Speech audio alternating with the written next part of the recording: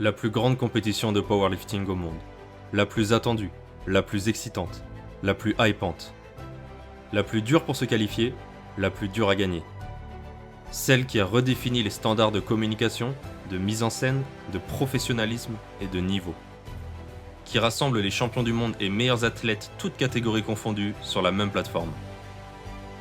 Le All-Star Game, le Super Bowl, le Mister Olympia du powerlifting. Mais comment SBD Sheffield s'est imposé comme la compétition la plus prestigieuse et a révolutionné le powerlifting? Ladies and gentlemen, welcome to Sheffield. Tout d'abord, qu'est-ce que Sheffield? C'est une compétition organisée annuellement, jusque-là en début d'année, par la marque d'équipement de sport de force SBD. Elle est mixte et rassemble 12 hommes et 12 femmes qui partagent la même plateforme. Les femmes ouvrent les balles, réalisent tous leurs essais au squat, puis c'est au tour des hommes. Même schéma au bench, puis au deadlift. Mais comment se qualifier? Eh bien, il faut littéralement être le meilleur au monde dans sa catégorie. Être champion du monde, c'est le meilleur moyen de se qualifier. Mais ça ne suffit pas, car il faut également totaliser au moins 95% du record du monde de sa catégorie. Par exemple, cette année, Jesus Olivares est devenu champion du monde plus de 120 kg, mais n'ayant totalisé entre guillemets que 1070 kg, soit 92,84% de son propre world record, il n'a pas reçu d'invitation. En powerlifting, il y a 8 catégories, et donc 8 champions du monde par année. Mais comme dit précédemment, 12 athlètes de chaque sexe participent à Sheffield. Ceux qui complètent le roster sont les meilleurs non-champions du monde, ceux qui ont totalisé le plus grand pourcentage du record du monde sans remporter le titre, et 2 wildcards que SBD décerne aux powerlifters de leur choix. Donc on parle vraiment de l'élite de l'élite. Participer à Sheffield est déjà un énorme accomplissement en soi. Et gagner, je n'en parle même pas. C'est devenir le champion des champions. Mais comment départager des athlètes de catégories de poids différentes? Comment un athlète de 59 kg peut-il battre un autre de 180 kg? C'est très simple.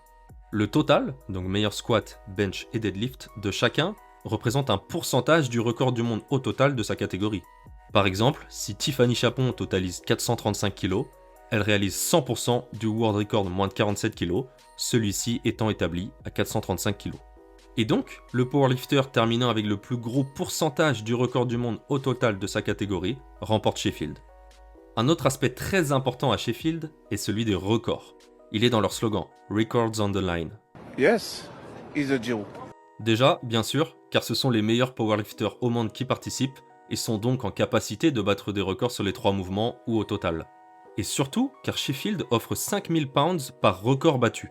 Enfin, pour être précis, record battu et conservé. Si un athlète de la même catégorie bat le nouveau record juste après, c'est lui qui repart avec le cash prize. Mais ça reste exceptionnel dans le powerlifting, qui reste encore un sport de niche, avec relativement peu d'argent, même s'il se développe fortement. En plus des 5000 pounds par record, les 10 premiers athlètes reçoivent également de l'argent en fonction de leur place. 25 000 pour le champion, 12 500 pour le second, 7 500 pour le troisième, puis ça descend petit à petit jusqu'au 10e qui repart avec 1000 pounds. Encore une fois, le prize pool dans le powerlifting, ça n'existe presque pas. En IPF, même au championnat du monde, il n'y a que les athlètes sponsorisés SBD qui finissent sur le podium qui repartent avec un chèque. Sinon, on retrouve quelques compétitions qui rémunèrent le top 3 ou top 5, comme Avensis Houston, le Girl Power ou le Silent Worker Meet, mais on est bien loin des 445 000 pounds de prize pool total de Sheffield.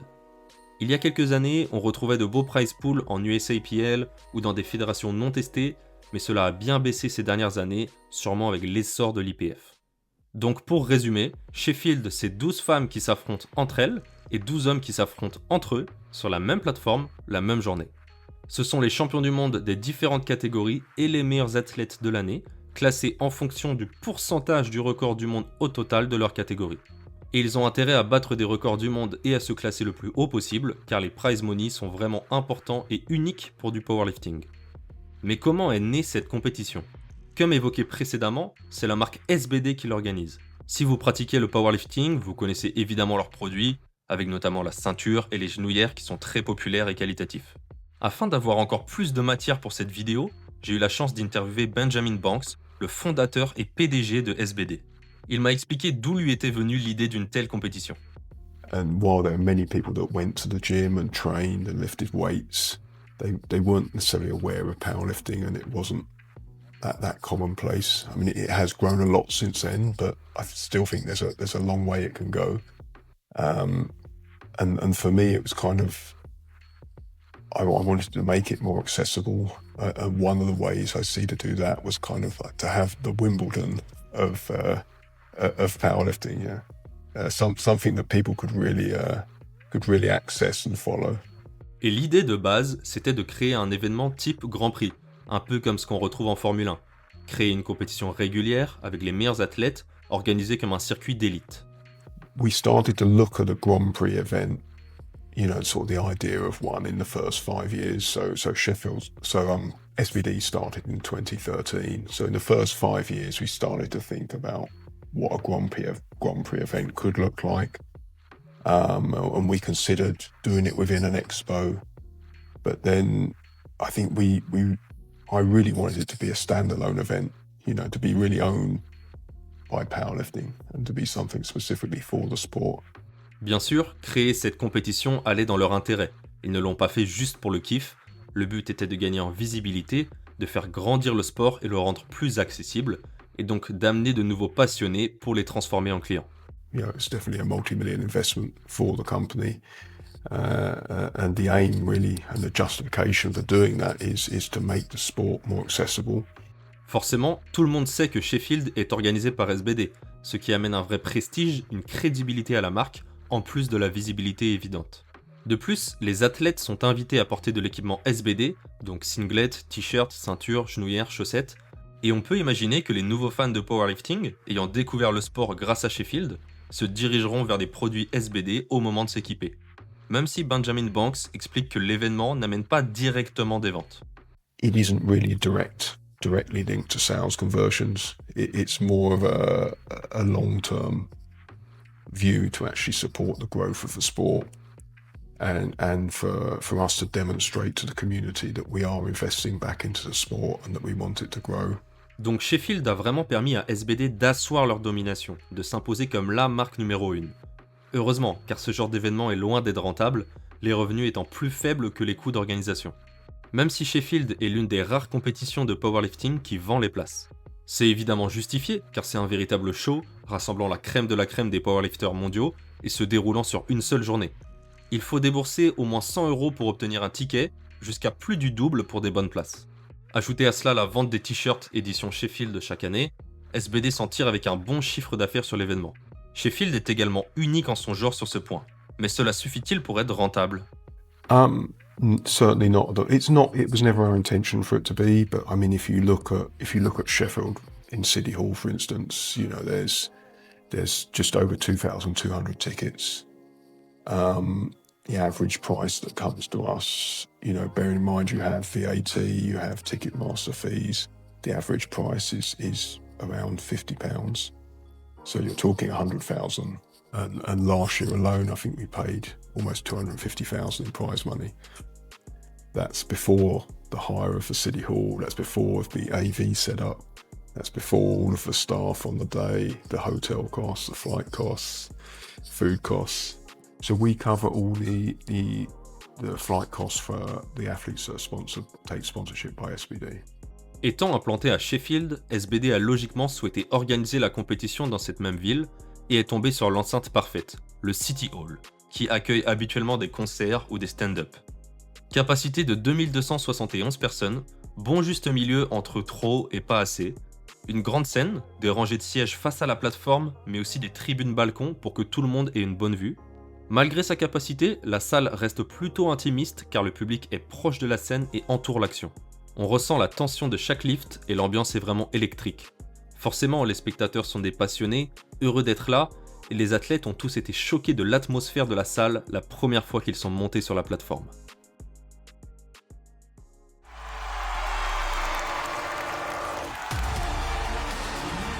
The second I stepped on, I looked out into the crowd, and you could just feel the energy. And at that moment, I was like, "This is my time." I wasn't even aware of like my own heart beating because it was just like noise going through, just complete adrenaline. That energy feeds you, and you can't help but reciprocate that energy. You just can't. I can't even put it into words. It was an experience that I'll never forget. La première édition devait être organisée en 2020, sur 2 jours, les femmes le samedi, les hommes le dimanche. Et il y avait déjà du très beau monde. Chez les femmes, on retrouve des gros noms de l'époque comme Bonica Brown, Daniela Melo ou Kimberly Walford, mais aussi des athlètes toujours très compétitives aujourd'hui comme Heather Connor, Evie Corrigan, Carola Gara, Amanda Lawrence et Joy Namani. Chez les hommes, la compo était dingue aussi. En gros noms de l'époque, on retrouve notamment Charles Okpoko, qui totalisait déjà 705 kg en moins de 66, Ray Williams, l'homme le plus fort de l'histoire à l'époque, et le GOAT pour beaucoup, qui sortait d'une bulle au Wars 2019 et était en quête de rédemption, et bien sûr Brett Gibbs, un des gros favoris.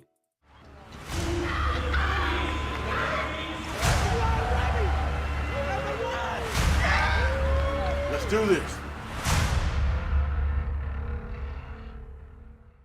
Le double champion du monde moins de 83 kg venait de finir 2e aux Worlds, mais lors de sa préparation pour Sheffield, il avait réalisé ce qui était pour beaucoup le total d'entraînement le plus impressionnant de l'histoire, 862,5 kg. 30 kg de plus que le world record de l'époque, et s'il l'avait réalisé sur le plateau, Brett Gibbs serait encore aujourd'hui le 7e meilleur moins de 83 kg all-time, malgré l'explosion du niveau ces derniers mois. Mais même si c'était il y a 6 ans, ce qui est très long en powerlifting, des top athlètes actuels étaient déjà qualifiés.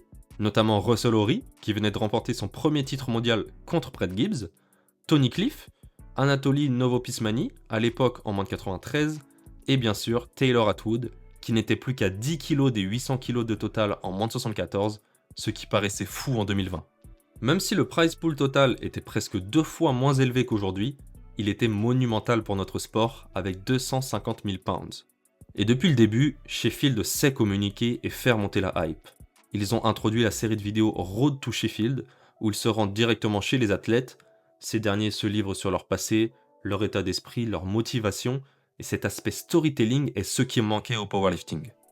Mais malheureusement, la pandémie de Covid-19 est arrivée, et comme tous les événements dans le monde, Sheffield a été annulé. The World Health Organization has just declared COVID-19 a global Every part pandemic. of the United Kingdom is now in More of the lockdown. world's biggest sporting contests have been cancelled or postponed. Sheffield would have been a game changer. SBD a d'abord annoncé que la compétition était reportée à 2020, mais elle n'aura finalement lieu qu'en 2023. Ladies and gentlemen, it is official. SBD is going to Sheffield in 2023. I'm going to do whatever it takes to get back there. There's nothing in powerlifting that's ever been like that. The best of the best in the world are going to compete at the ultimate powerlifting tournament. Is that not compelling? Come on, man. We want to bring our best for this competition. The amount of money in one weekend. Sheffield will be the biggest meet in powerlifting history.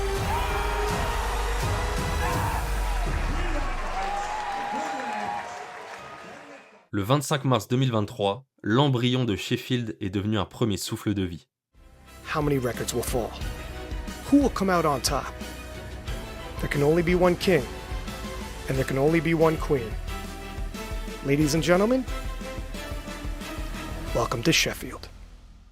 Et ce fut un vrai retentissement dans le monde du powerlifting. 39 records du monde battus, un public et une ambiance hors norme, un professionnalisme inédit et un niveau extraordinaire. Abordons maintenant les résultats et performances iconiques des 3 premières éditions. Sheffield 2023 a directement placé la barre très haute. Du côté féminin, Evie Corrigan, habituellement en moins de 57 kg, a entre guillemets lancé l'ère des cuts en descendant en moins de 52 kg, ce qui fut payant car elle perdit à peine en force et détruisit le world record de 22 kg, soit 105%. Elle remporta son duel face à Noémie Alabert en moins de 52 kg, qui n'était qu'à 6 kg de la néo-zélandaise et avait tiré pour le titre. Une autre française avait complété le podium, Jade Jacob, en remportant son affrontement direct contre Joy Namani en moins de 57 kg et dépassant les 500 kg de total. Sur les 12 femmes, 8 avaient totalisé au moins 100% du record du monde.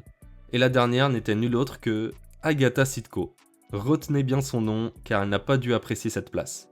Du côté masculin, on assista à une performance historique, sûrement la plus iconique du powerlifting, Jesus Olivares, qui avait échoué à totaliser 95% du record du monde de Ray Williams au Wars 2022 et à se qualifier directement, avait quand même obtenu une wildcard pour le premier Sheffield. Et quelle décision de la part de SBD. L'Américain est simplement devenu le powerlifter le plus fort de tous les temps, en prenant même en compte tous les athlètes des fédérations non testées. Plus fort que les dopés, pour faire simple. 1152,5 kg de total, au bout d'une attente interminable de la décision des arbitres sur son 3e deadlift, soit 104,3% de l'ancien record. Derrière un Jesus intouchable, 2 moins de 93 se sont livrés une guerre pour la 2e place. Gavin Aydin et Jonathan Kaiko. Gavin prit une longueur d'avance au squat que Jonathan rattrapa au bench. Tout se jouait au deadlift. Pour son 3e essai, Aydin valida les 340 kg et s'empara provisoirement de la 2e place, laissant exploser sa joie. Mais son compatriote et rival n'avait pas dit son dernier mot. Son regard avant de monter sur la plateforme est devenu viral sur les réseaux pour la détermination qu'il dégageait, et c'est peut-être le moment iconique de ces dernières années. There he is, what a pin into the Jonathan Kaiko. Beautiful camera work by the gentleman in the back, by the way. On apprit par la suite qu'à ce moment précis, il pensait à un membre de sa famille décédé. En validant 342,5 kg, Kaiko prit la médaille d'argent, et seuls les 3 premiers avaient battu le record du monde au total de leur catégorie. Taylor Atwood, qui était annoncé favori avant la compétition, n'était pas à 100% physiquement et termina à la 5e place. Après le succès de cette première édition, SBD Sheffield fut évidemment reconduit en 2024. Chez les femmes, ce sont les moins de 59 kg qui firent la loi. Le world record de la catégorie était relativement faible, au point d'être plus bas que celui des moins de 63 kg. Carola Gara en profita en montant des moins de 63 et termina 3e avec 106% du record. L'année précédente, cela aurait largement suffi pour remporter le titre. 2,5 kg devant elle, notre Lia Bavoil nationale prit la médaille d'argent. Mais ce jour-là, l'or était inatteignable. Car une légende est née, Agatha Sitko réalisa un cut depuis les moins de 76 kg et totalisa 600 kg, soit 109,3% du world record. Un score qui ne sera sûrement jamais égalé. C'est 44 kg de plus que l'année précédente où elle avait fini dernière, avec pourtant 7 kg de poids de corps en moins. L'édition fut aussi marquée par le squat de Sonita Moulou, la première femme à atteindre 300 kg. Sur les 12 femmes, 11 avaient battu le world record de leur catégorie. Ça aussi, ça semble imbattable. Chez les hommes, on a eu un vrai match pour le titre. Ça rajoute quand même de la tension, de la hype jusqu'au bout quand il y a du suspense pour la victoire, et ça se jouait surtout entre Jonathan Kaiko et Gustav Edlund, 2 moins de 93 kg. Comme en 2023, Kaiko battit le world record au total, bien aidé par son bench monstrueux. Mais comme en 2023, il termina à la 2e place, car le Suédois tira en dernier et l'emporta à la surprise générale. Seulement 4% des fans le voyaient s'imposer dans la bataille des moins de 93 kg, et donc encore moins au général. Le 3e et dernier athlète à avoir battu le record du monde de sa catégorie était Delaney Wallace en moins de 83 kg. Le lift qui marqua la soirée fut le squat à 478 kg de Jesus Olivares qui s'empara du world record de Ray Williams. Brace. Oh, and he muscles it up. Absolutely. Does he get it? 2-1, the strongest man alive, Jesus Olivares, breaks the squat world record. Malheureusement, le reste de sa compétition fut plus compliqué qu'en 2023 et sa tentative à 429 kg sur son dernier deadlift fut infructueuse. Enfin, passons à l'édition 2025, la dernière en date. Du côté féminin, Agatha Sitko a créé l'exploit, réalisé le back-to-back.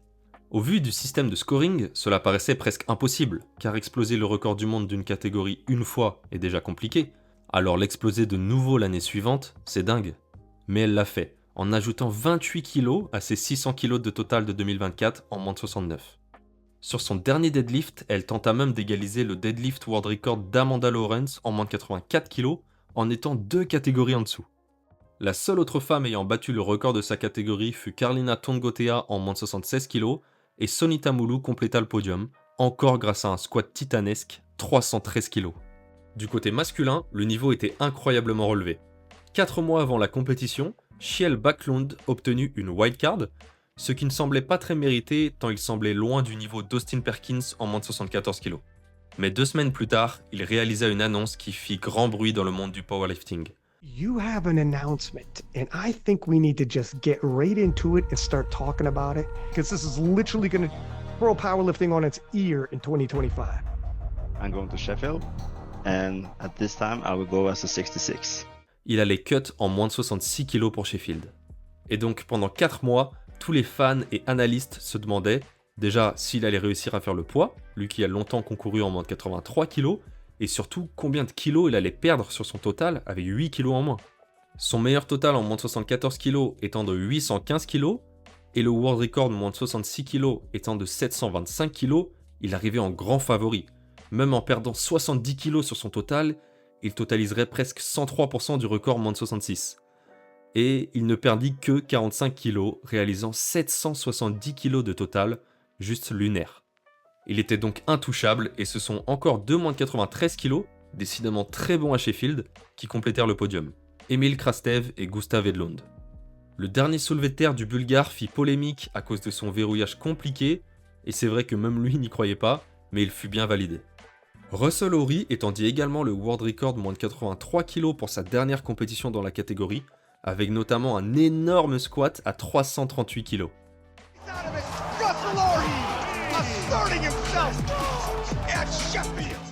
Et personnellement, je pense encore qu'il s'est fait voler son troisième deadlift par les arbitres et aurait dû totaliser 883 kg. Enfin, le cinquième et dernier homme à avoir battu un record du monde au total fut Austin Perkins, qui était le deuxième favori après Backlund. Malheureusement, il n'est pas arrivé à 100% physiquement et a perdu pas mal de kilos au deadlift.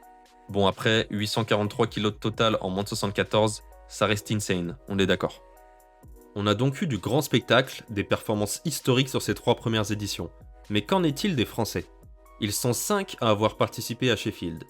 En 2023, comme dit précédemment, Noémie Alabert et Jade Jacobs s'étaient emparés de la médaille d'argent et de la médaille de bronze. Tiffany Chapon et Lia Bavoil avaient-elles terminé aux 7e et 8e places. Tiff avait battu son world record au squat avec 161 kg et son world record au total avec 428,5 kg en moins de 47 kg. Même chose pour Lia avec 211 kg au squat et 548,5 kg de total. Pas d'homme français sur cette première édition, car même si Antoine Garcia était champion du monde moins de 59 kg, il n'avait pas totalisé 95% du world record. En 2024, les 5 Français en question ont participé. Toujours les mêmes femmes. Lia avait terminé à la 2e place avec un nouveau world record au squat et 106,5% du world record moins de 69. Jade avait également réalisé une masterclass avec des world records au squat, au deadlift et au total pour finir à la 8e place. Tiff était aussi très en forme et prit 3 world records, squat, bench et total, et termina à la 10e place. Quant à Noémie, malgré un total plus qu'honorable, elle avait fini à la 12e place, étant donné que toutes les autres athlètes avaient totalisé au moins 100% du record du monde de leur catégorie. Enfin, le 5e et dernier mousquetaire était Panayotis Starenidis, qualifié grâce à son titre mondial en 2023. Il avait mal commencé en ne validant que son opener au squat, 240 kg, loupant 2 fois 252,5 kg, mais s'était bien rattrapé avec 172,5 au bench. Oh, whoa! Oh my goodness! Oh my goodness! Talk about a bench grinder! Et 290 au deadlift pour 702,5 kg de total, soit 98,87% de l'ancien world record moins de 66 kg. Cela lui avait permis de finir à une belle 5e place, mais honnêtement, s'il avait réussi son grind sur son 3e essai au squat où il n'était pas loin d'être remonté, cela aurait pu tout changer. Il aurait gagné 12,5 kg sur son total, ce qui l'aurait amené à 715 kg, donc au-dessus du world record. Et s'il s'était retrouvé avec ce total après son 2e deadlift à 290 kg, il n'aurait pas eu à tenter 297,5 kg en dernière barre, mais entre guillemets seulement 292,5. Et s'il l'avait passé, il aurait totalisé 717,5 kg, ce qui représentait 100,99% du world record moins de 66 kg. Et Gustav Edlund a gagné avec 100,78%, donc moins que ça. Bon, après le Suédois tirait bien sûr après Pana, donc il aurait juste eu à tirer 357,5 au lieu de 355, et vu comment la barre a bougé, ce serait sûrement passé. Mais tout ça pour dire qu'il y a un monde, un scénario crédible, où Pana montait sur le podium à Sheffield 2024, voire remporter le titre.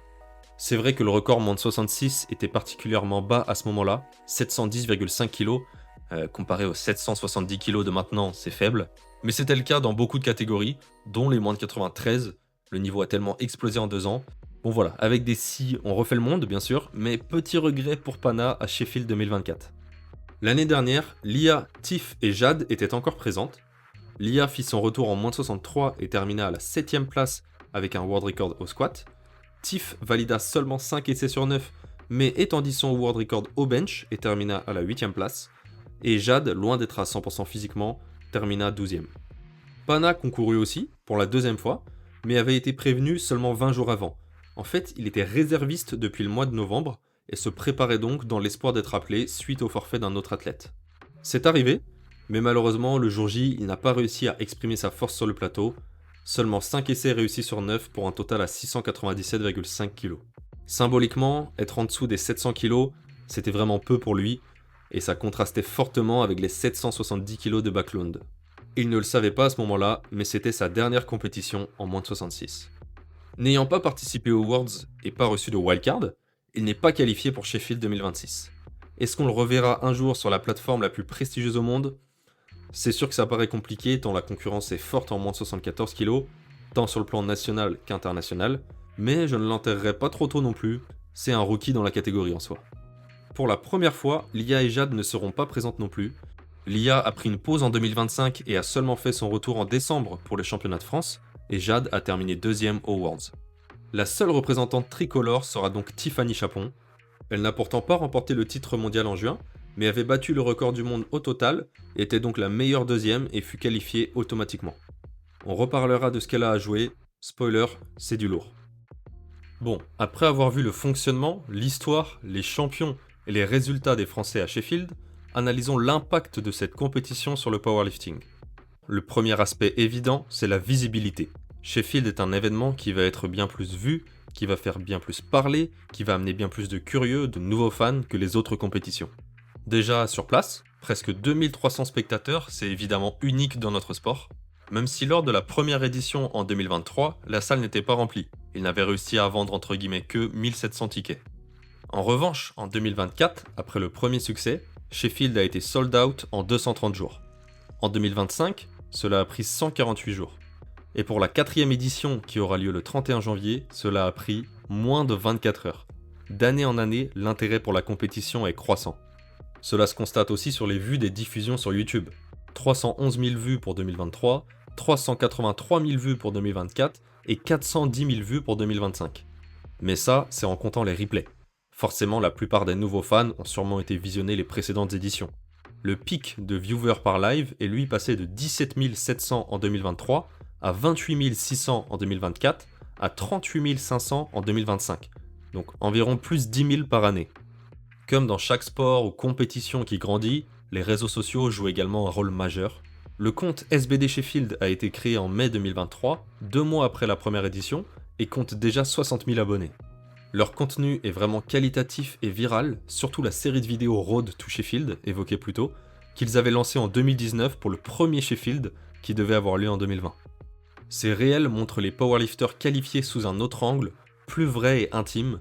On découvre leur personnalité, leur histoire, leur motivation, et cela permet de créer des storylines et de l'attachement aux athlètes. We want them to come and just be really excited and to really want to be part and feel they're part of that event. And I think for it to be accessible and it's making them feel engaged with all of the storylines and the athletes and the battles and everything that happens around the event. And I think when I look back, you know, so before SBD, you know, when I was training, I can remember people saying to me, oh, you know, no one ever wants to watch powerlifting, it's just people lifting weights. Et aussi, forcément, d'amener de la visibilité, encore une fois. Celui de Russell Horry l'année dernière a par exemple fait 350 000 vues sur Instagram, et une vidéo où Durin Skengamu explique son dernier deadlift pour le titre mondial en 2024 et son fameux chute a cumulé 2,4 millions de vues. Et forcément, comme Sheffield rassemble les meilleurs au monde, on y voit des performances extraordinaires qui font aussi beaucoup de vues sur les réseaux. Jesus Olivares, qui poste son world record au squat, 478 kg réalisé à Sheffield 2024, ça donne 32 millions de vues, 775 000 likes. J'ai jamais vu un post lié au powerlifting avec des stats pareilles. Un autre impact clair de Sheffield sur le powerlifting est la professionnalisation du sport. Ça commence par la prise en charge des athlètes. Déjà, pour ceux qui sont sponsorisés SBD, soit la grande majorité, pas de frais de transport ni d'hébergement. Belles économies pour ceux qui viennent de l'autre bout du monde, comme en Nouvelle-Zélande par exemple. Puis une fois sur place, ils participent à un Media Day la veille de la compétition, où ils se font prendre en photo, vidéo pour les images du plateau, le stream, les réseaux sociaux. Ils signent aussi des t-shirts, se font interviewer, puis posent pour la photo de classe annuelle. Ils sont tous logés au Mercure Sheffield Saint-Paul, un très bel hôtel avec piscine, spa, et le jour J, ils sont répartis dans plusieurs salles de chauffe pour ne pas se marcher dessus, et ont tous leur propre rack et surtout leur propre chargeur par heure, qui s'assure donc de charger la barre et de spotter au cas où. C'est clairement du luxe pour l'échauffement, et on ne voit ça nulle part ailleurs. I think for athletes, we want them to feel that they're being treated as professional athletes, that they're coming in and they're really feeling like they're being treated as being, you know, the main characters in this event, that they're being treated in a way that's special, and that's something we have to keep elevating each year, and we continue to have dialogues with the athletes, and equally the expectations of the athletes grow each year as the sport grows and the events grow, and as they should, and we have to make sure that we sort of continue to raise our game to meet those expectations. Donc de A à Z, les athlètes qualifiés sont traités comme des professionnels et c'est un bon début pour le sport. Sheffield influence également le powerlifting sur la production, la réalisation d'une compétition. C'est un vrai show. Visuellement, scénographiquement, c'est incroyable. Le plateau est grand, propre, les lumières sont top, l'écran est géant. Ils diffusent le live en même temps pour permettre aux spectateurs de voir le replay. Il y a une belle animation quand un world record est tenté et le logo de Sheffield est affiché en grand. Ils ont aussi instauré le suivi de l'athlète par une caméra après son lift, donnant notamment lieu à la séquence culte avec Gavin et Kaiko. Ça rajoute de l'immersion et de belles images, et d'autres compétitions font maintenant la même chose, comme les championnats de France par exemple. Le live est aussi top et facile à suivre. Avant chaque lift, un petit panneau « If successful » apparaît. Il précise quelle est la place actuelle de l'athlète sur les totaux projetés, donc en comptant les openers des mouvements suivants, et à quelle place il passerait s'il réussissait le lift. Pratique pour se rendre compte d'où en est chaque athlète, surtout au vu du système de scoring. C'est moins facile de suivre un pourcentage que simplement un total en kilos. Et avant chaque tentative proche d'un world record, on voit à combien est le world record, qui le détient et depuis combien de temps. Super aussi pour se rendre compte de la performance de l'athlète, notamment pour ceux qui ne sont pas des fans hardcore et ne connaissent pas tous les records. Pour pallier à la baisse inévitable de l'audience sur chaque stream de powerlifting entre les mouvements, Sheffield a mis en place des interviews des athlètes. Je sais toujours pas pourquoi ça n'a pas été fait sur d'autres compétitions, notamment les Worlds, tant c'est basique dans tous les autres sports, mais terriblement efficace pour maintenir l'audience. Surtout quand c'est Taylor Atwood, le GOAT en personne, qui réalise les interviews. Et encore une fois, ça permet de mieux connaître les athlètes, de s'attacher davantage à eux, et de créer des moments partagés sur les réseaux, comme Agatha qui attendait juste de manger du poulet frit après sa victoire en 2024. Are you going to celebrate big, do you think? Oh yeah, of course. We're going to go out and eat some fried chicken. That's the number one thing. Évidemment, aux commentaires, on retrouve Ryan Lapadat, aka The Voice of Powerlifting, aka King of the List, qui est toujours excellent pour transmettre des émotions et des anecdotes. Oh! Revenge it is for Gustav Hedlund. He's waited all these years for this moment to finally emerge as the number 193, and here we are. Il est accompagné par Joe Whiteley, plus calme et donnant plus d'infos et de statistiques, il se complète bien. Et le speaker n'est autre que le mari et homonyme de Joe Whiteley, mais avec un E. C'est le meilleur pour mettre de l'ambiance dans la salle et officier à toutes les grosses compétitions IPF avec son fameux Here we go. Donc, que ce soit sur le stream ou dans le City Hall, Sheffield est une compétition vraiment agréable et dynamique à regarder, la production et la réalisation sont top. Et l'influence est réelle, car Sheffield a des enfants dans le game, on voit de plus en plus de mini Sheffield éclore. Déjà au sein même de SBD, car on a eu SBD Rally en 2024 et SBD Austin en 2025, qui reprennent littéralement le concept de Sheffield, mais sur le sol américain. Donc avec un scoring au pourcentage des records américains, des qualifications via les Nationals, des wildcards. Mais cette année, on a surtout assisté à l'émergence de ce qui sera sûrement le rival de Sheffield dans les prochaines années, Avensus Houston. Avensus est une marque de chaussures de powerlifting, donc en soi ils ne sont pas en concurrence avec SBD, mais ils ont récemment lancé leur t-shirt, et ça ne m'étonnerait pas qu'ils continuent de se diversifier et lancent de nouveaux produits. En tout cas, ils ont bien compris la stratégie de SBD avec Sheffield et ont décidé d'organiser leur propre compétition avec également un prize pool. Bon, presque rien comparé à Sheffield avec 15 000 $ pour le podium, 6 000 pour le champion, 5 000 pour le deuxième, 4 000 pour le troisième, mais quand même. Alors pour le coup, le concept n'est pas le même, il n'y a pas de qualification, seulement des invitations. Les athlètes sont classés à l'indice, donc selon leur GL points réalisés. Les hommes et les femmes s'affrontent entre eux et finissent dans le même classement. Et les records du monde ne sont pas officiels, ne sont pas comptabilisés. Seulement les records américains pour les Américains. Mais en tout cas, pour une première édition, ils ont ramené du très lourd. Déjà, les 2 meilleurs powerlifters pound for pound masculins, Austin Perkins et Joe Borenstein. Il y avait aussi Nonso Shinie, Megan Scanlon, Adeo Misakin, Wasker Carpio, Demetrius Smith et d'autres athlètes de haute volée. Rondell Hunt et Heather Connor devaient aussi participer, mais ont finalement été forfaits. Malgré une salle de 1000 places loin d'être remplie, c'était assez triste, ça a clairement été une des compétitions de l'année, surtout grâce aux grosses performances, évidemment, mais aussi grâce au plateau et à la réalisation. Là, on a clairement vu l'influence de Sheffield.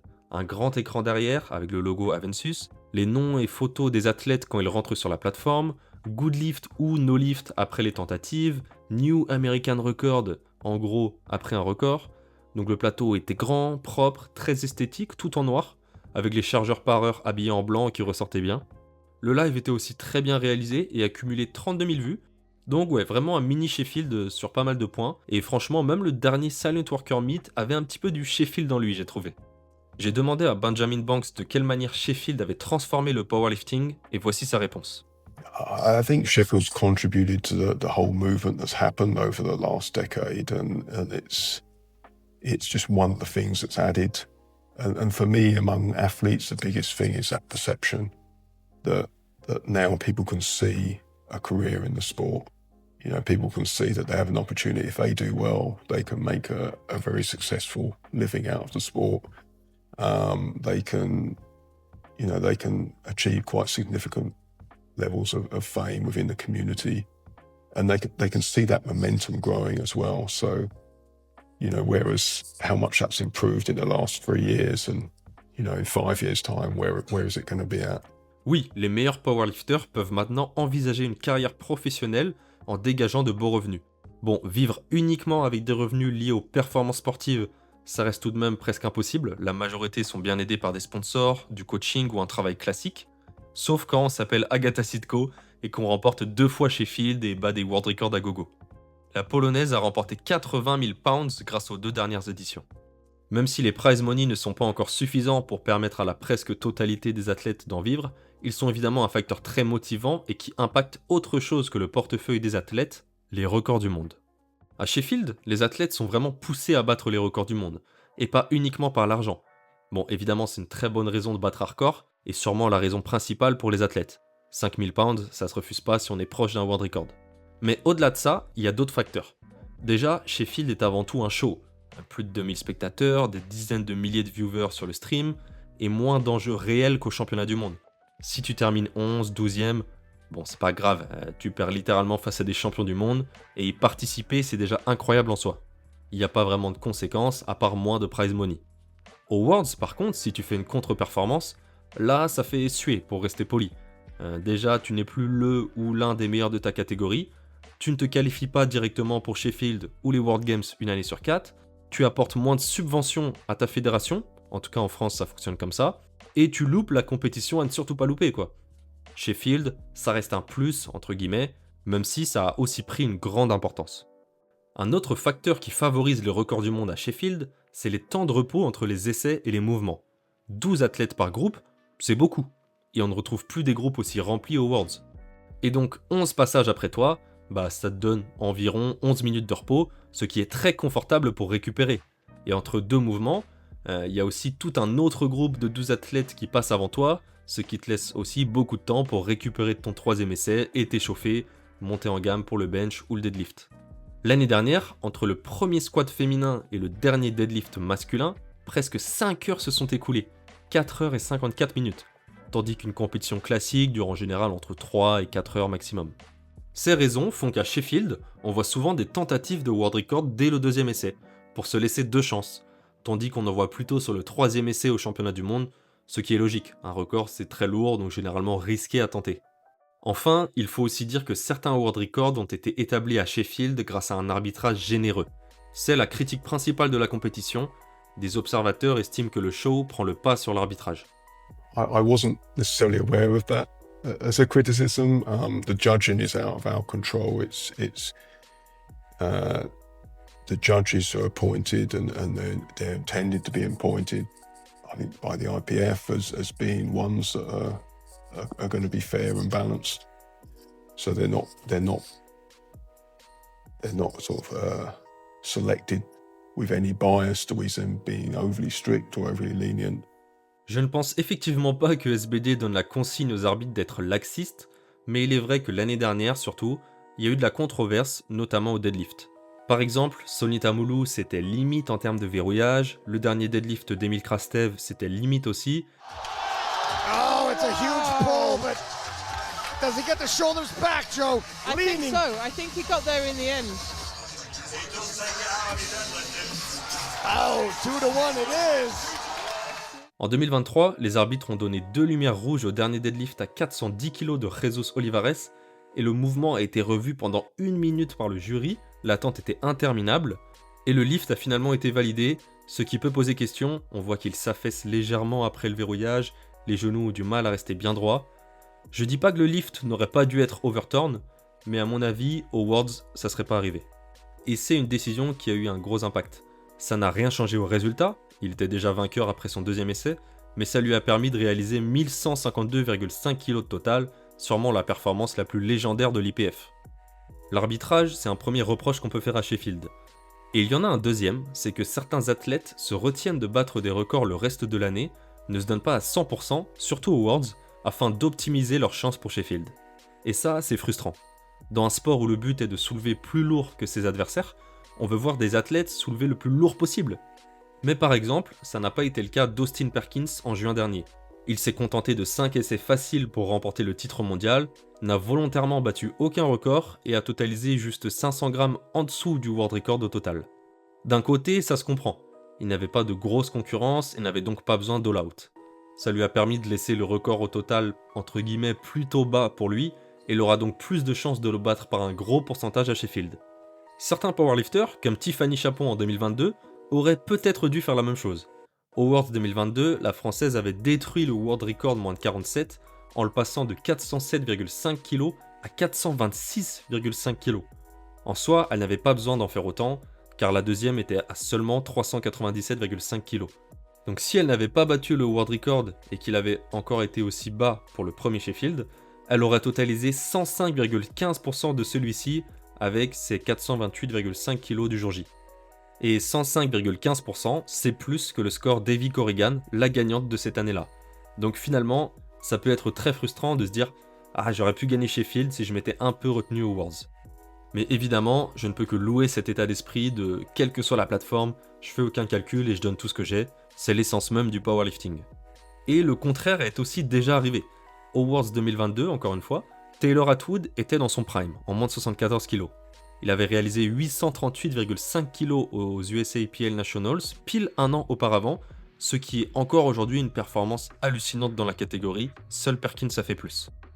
Mais aux Worlds, il s'est retenu de battre son world record à 790,5 kg, en totalisant 790 kg avec beaucoup de marge au squat et au deadlift. Le but étant d'optimiser ses chances pour le premier Sheffield, comme Perkins à Chemnitz. Sauf qu'à Sheffield, ça ne s'est pas passé comme prévu pour lui. Durant sa préparation, il a dû gérer 3 blessures, une au quadriceps, une au dos et une au pec, et a eu une intoxication alimentaire à 36 heures de la compétition. Le jour J, il a manqué ses derniers essais au squat et au deadlift, et donc suite à ça, il a terminé à 13 kg de son world record. Et le pire, c'est qu'il n'a pas réussi à revenir à son meilleur niveau en moins de 74 kg par la suite, et est même monté en moins de 83 kg depuis. Donc il n'a jamais pu concrétiser un énorme record du monde officiel à plus de 800 kg, à son prime en moins de 74 kg, ce qui doit également être très frustrant. Donc Sheffield instaure un peu ce dilemme dans la tête de certains athlètes. Est-ce que je préserve le world record ? Est-ce que je me donne à fond car on ne sait pas de quoi le futur est fait ? Bon après la réalité c'est que ça touche peu d'athlètes. Peu sont ceux qui sont largement au-dessus de leur concurrence et peuvent se permettre de rester RPE 7, 8 aux Worlds. Chez les hommes, on a vu Perkins et Jesus le faire, Ashton Rouska, Bob Matthews et McNaughton aussi dans une certaine mesure, juste sur leur dernier deadlift. Chez les femmes, ce n'est pas trop arrivé, Evie Corrigan un petit peu en ne tirant pas son dernier deadlift, mais sinon pas spécialement. Agatha aurait pu le faire, mais elle trouve toujours une manière de s'amuser. En 2024, c'était en moins de 76 kg, en 2024, c'était en moins de 69 kg, mais juste au-dessus des 63 kg. Ouais, elle est vraiment dans son monde. Donc, est-ce que le système de Sheffield est un problème majeur pour le powerlifting et le show au championnat du monde ?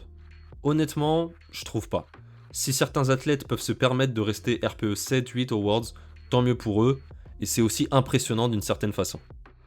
Vous l'aurez compris, les impacts de Sheffield sur le monde du powerlifting sont nombreux. On peut alors se poser une question, la compétition de Sheffield est-elle devenue la plus importante au monde ? Est-elle vraiment la plus grande au sens large ? Il y a différents critères. Le niveau, l'enjeu, l'audience, l'organisation, le prestige, l'héritage. Sur tous, Sheffield est très haut. Mais bien sûr, il y a débat avec les championnats du monde. Historiquement, être champion du monde, c'est l'objectif ultime. C'est être le meilleur de sa catégorie sur la planète à un moment donné, point final.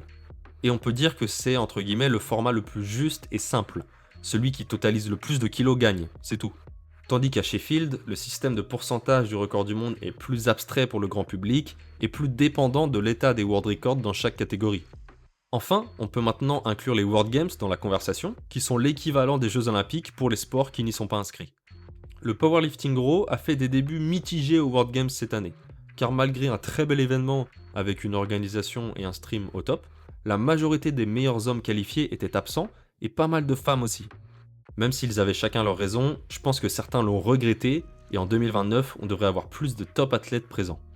Et pour la plupart des sports qui sont inscrits aux JO ou aux World Games, la question ne se pose pas, c'est l'événement le plus important.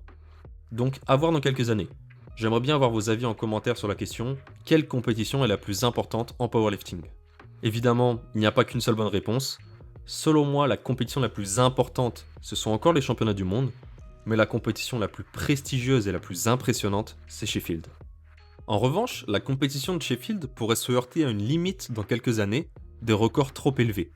À l'heure actuelle, un de leurs arguments principaux est que des records vont tomber, et pas qu'un peu, au point que le système de classement est basé sur les pourcentages du record du monde au total dans chaque catégorie, ce qui est bien sûr unique. On est dans une période de forte croissance du niveau en powerlifting, des ovnis comme Agatha Sitko, Austin Perkins ou Joe Borenstein émergent, car le pool d'athlètes est simplement plus large, il y a plus de pratiquants dans le monde qu'avant. Le sport s'est popularisé et est plus accessible, notamment avec l'essor du row et des équipements spécifiques dans les salles.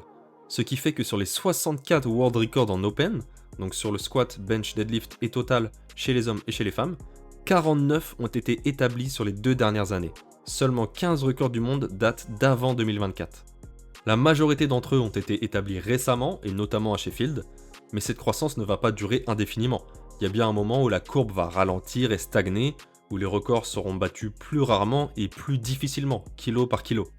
Quand cela arrivera, on peut se demander si Sheffield sera toujours aussi cool.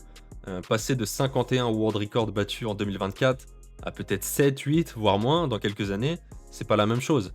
Les gagnants remporteront peut-être le titre avec moins de 100% du world record, qui sait. C'est une critique qui a déjà été émise, mais honnêtement, encore une fois, je n'y vois pas vraiment de problème.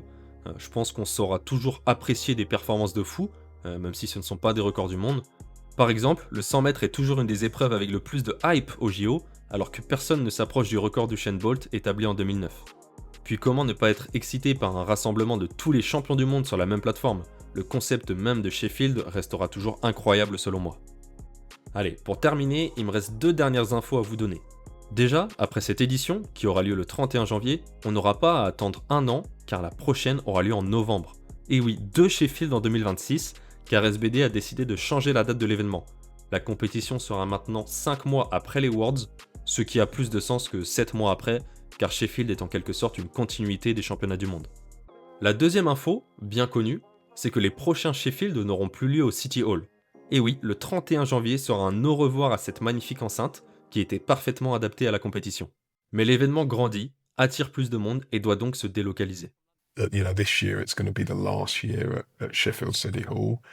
And it's a positive thing, but I think it's also quite. It's in some ways there's there's an element of sort of poignancy because it is such a fantastic venue, and although it's the last year, the event will never have quite the same feeling as it does in City Hall, because you've got that really sort of close-in amphitheatre in a very old, with its fantastic ceiling. Yeah, the atmosphere is amazing, electric. It is, and it really supports that. But for me, the next step is really to take it to a much wider audience, and that means moving to the Sheffield Arena, which increases the capacity up to around 14,000 long term. All right. So we won't go in at that, but we will, because it can be configured from 3,000 up to 14,000. But we will move in with just over double what we have this year. Sheffield déménagera à la Sheffield Arena, qui peut accueillir de 3 000 à 14 000 personnes. D'après les mots de Benjamin Banks, on peut s'attendre à plus de 4 500 tickets en vente pour la prochaine édition, donc l'événement va prendre une autre ampleur. Petite exclue qui fait plaisir, même si elle avait été teasée sur Instagram. Voilà, je pense qu'on a à peu près tout dit sur Sheffield et que c'est une vidéo très complète. Elle a demandé beaucoup de travail, alors merci à tous ceux qui soutiendront. Sheffield 2026 aura lieu samedi 31 janvier et la line-up est encore une fois incroyable.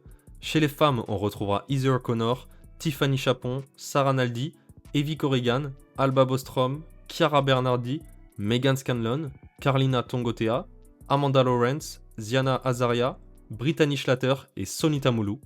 Chez les hommes, Ivan Campano Diaz, Austin Perkins, Shiel Backlund, Joe Borenstein, Durin Scangamou, Emil Krastev, Gustav Edlund, Russell Horry, Anthony McNaughton, Keenan Lee, Emil Norling et Etienne Elcher. Sur Instagram, on a organisé 2 concours pour gagner des places, afin de vous remercier pour toute la force donnée. Donc pour suivre la compétition, rendez-vous samedi 31 janvier à 16h30, heure française, sur la chaîne YouTube de SBD Apparel. Personnellement, je serai sur place, j'ai vraiment hâte. On va bombarder le contenu sur Instagram et TikTok, donc n'hésite pas à aller t'abonner. Le grind ne s'arrête jamais, à la prochaine.